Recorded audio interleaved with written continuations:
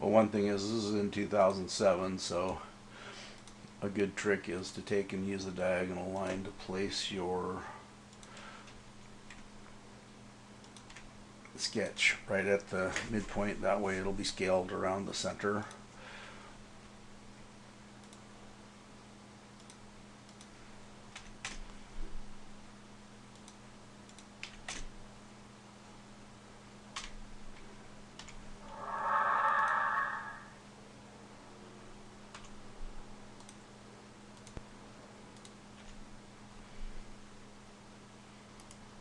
So we'll insert a sketch here, and you can just put a circle on there, make it whatever size you want.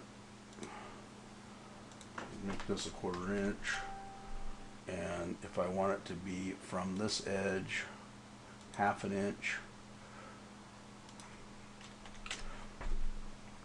and from this edge we'll go 2 inches, and then when you cut extrude through all,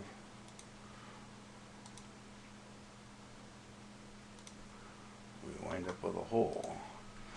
So the other thing we can do is go up here to Hole Wizard, and when we get Hole Wizard you can do a counter bore, and you can pick inch or metric. We'll just go with inch. And what are we doing? Let's go with a socket head cap screw, and size, we'll make it a 1/4 inch too, and that looks good. So now when we go to positions, it automatically comes up with the point tool. So wherever you put that point tool, whatever surface, and you can dimension that after you get out of the point tool. So I'll dimension from this face to this point, make it 1 inch, and so you can dimension from a surface or from an edge. So if I measure from this edge to the point, and we'll say we go down 1/2 inch, that's positioned. You can also use sketch geometry. So I pick that point, and then pick from, let's go from here to here, 45 degrees, and then I want it to be off this side from here a 1/4 inch, if that works. A little close. Let's make it 0.375. And then when I go up here and say OK, it creates that. But oops, let's say we wanted this one to be a threaded hole here, so we can edit the sketch, edit the feature, I'm sorry, and then change it to a threaded hole, which is going to change both of them. You can't do it independently unless you do it in separate things.